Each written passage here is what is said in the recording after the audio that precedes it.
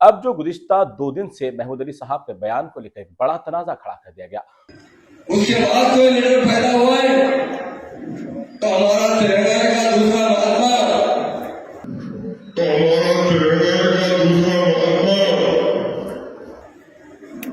1954 में केसीआर साहब पैदा हुए। तमाम नाज़रीन को प्यार भरा सलाम। उम्मीद है कि आप सभी खैर आफियत से होंगे। नाज़रीन, जिस तरीके से उर्दू मीडिया फेडरेशन की जानिब से जो खास मुलाकात का प्रोग्राम महमूद अली साहब के साथ किया गया था, लेकिन अब जो गुज़िश्ता 2 दिन से महमूद अली साहब के बयान को लेकर एक बड़ा तनाज़ा खड़ा कर दिया गया। और बड़ी तनाज़े का मसला यह है कि खुलफ़ाए राशिदीन में 4 अरबाइन जो है उसमें खलीफा दुवम हज़रत सैयदना उमर रज़ियल्लाहु तआला के मामले को लेकर एक उनकी बात को क्या कट करके पेश किया गया, तोड़ मरोड़ के पेश किया गया, या फिर हकीकत में वज़ारत दाखिला हमारे मोहम्मद महमूद अली साहब जो हमारे साथ मौजूद है उनकी ज़बान से या वाक़ई में उमर फारूक रज़ियल्लाहु अन्हु की शान में कुछ गुस्ताखाना अल्फाज निकले। इन तमाम हालात को जानने के लिए आज फिर वज़ीर दाखिला के साथ हम यहाँ पर पहुंचे हैं, क्योंकि ये एक बड़ा ही कठिन मसला है। क्योंकि इस्लाम के अंदर जब भी मुखालिफत में आवाज़ उठती है तो सब जानते हैं कि शहर के हालात क्या हो जाते हैं, लेकिन इस तनाज़े को ठंडा करने के लिए वज़ारत दाखिला का वज़ाहत बयान ज़रूरी है। तो सबसे पहले मैं आपका फिर से खैर मकदम करूंगा कि जिस तरीके से महमूद अली साहब आपके ऊपर बड़ा इल्ज़ाम ये लगाया जा रहा है कि आपने हज़रत उमर रज़ियल्लाहु तआला अन्हु की शान में गुस्ताखी की है, उनको आपने केसीआर के ताबे की है, ये बड़ी बात नौज़बिल्लाह। तो इसके ऊपर क्या कहेंगे वज़ाहत बयान में आप? अब्दुल्ला भाई, ये कभी सोच भी सकते हैं? कोई भी बात बताना चाहता हूँ। जी उमर रज़ियल्लाहु अन्हु के सामने तो हजारों की गर्दनें भी शहीद कर दी जाए तो मामूली बात है। जी हम बड़ा एहतराम करते हैं, हम मुसलमान हैं। बराबर। हम जो है महात्मा गांधी से कंपेयर किया गया, क्योंकि हम हमेशा केसीआर साहब को दूसरा गांधी करते हैं। जी हमने खुद कहा कि हमारे तेलंगाना के दूसरे गांधी जी केसीआर साहब जन्म के बारे में कहे।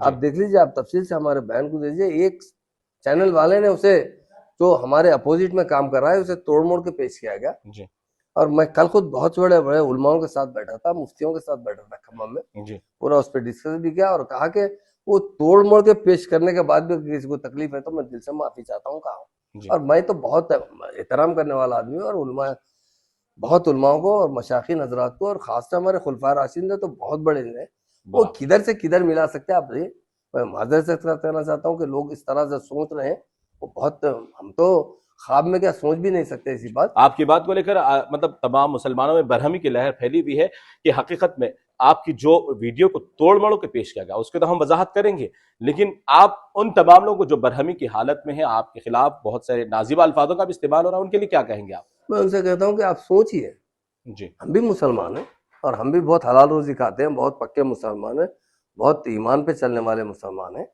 हम किसी तरह किसी कोने में भी इस बात नहीं सोच सकते। जी हमारी गर्दन भी कट जाएगी तो हम नहीं सोच सकते खुलफाए राशिदीन का जो मुकाम होता है।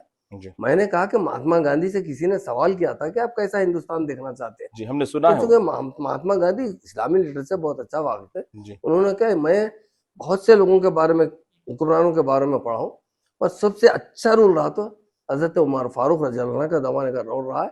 उसी तरह का रूल जो है हम देखना चाहता हूँ, उस तरह अमन, उस तरह तरक्की चाहता हूँ।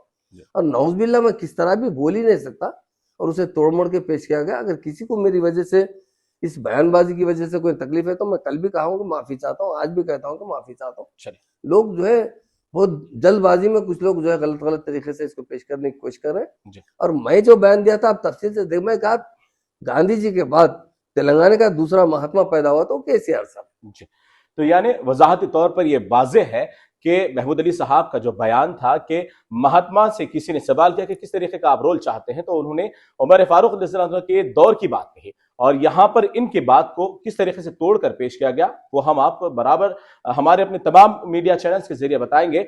लेकिन मैं उन तमाम से भी कहना चाहता हूं कि कुछ मफाद परस्ती, चाहे आपका अपने मुखासिमत किसी भी ताल्लुक से हो, कोई भी सियासी पार्टी से आपका ताल्लुक हो, लेकिन मजहब इस्लाम को लेकर आप जिस तरीके से तनाज़ा खड़ा कर रहे हैं, ये आपके अपने लिए नुकसानदा हो सकता है, ये शहर के लिए नहीं बल्कि आलम इस्लाम के लिए नुकसानदा हो सकता है।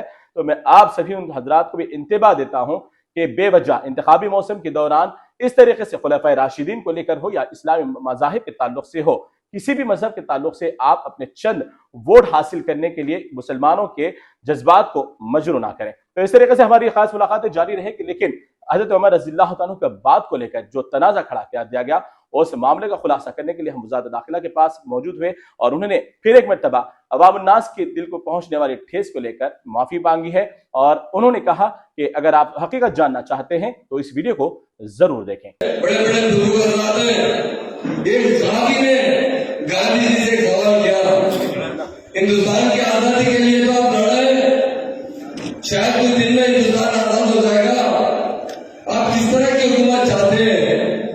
तो गांधी जी ने क्या जवाब दिया? उमर फारूक रज़ी अल्लाह के जमाने की हुकूमत थी, वैसी हुकूमत हिंदुस्तान में चाहते हैं। क्योंकि तारीख बताती है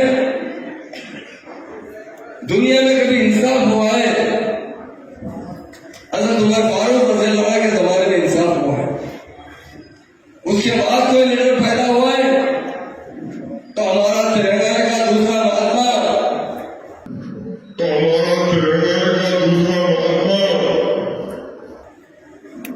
1954 में केसीआर साहब पैदा हुए। उसके बाद कोई लीडर पैदा हुआ है तो हमारा तिरंगा का दूसरा महात्मा, बड़े बड़े बुजुर्ग हजरात हैं, एक साहबी ने गांधी जी से सवाल किया, हिंदुस्तान की आजादी के लिए तो आप लड़े, शायद कुछ दिन में हिंदुस्तान आजाद हो जाएगा, आप किस तरह की हुकूमत चाहते हैं? तो गांधी जी ने क्या जवाब दिया? उमर फारूक रज़ी अल्लाह के जमाने की हुकूमत थी, वैसी हुकूमत हिंदुस्तान में चाहते हैं। क्योंकि तारीख बताती है दुनिया में कभी इंसाफ हुआ है, हज़रत उमर फारूक रज़ी अल्लाह के जमाने में इंसाफ हुआ है। उसके बाद कोई लीडर पैदा हुआ है तो हमारा तिरंगा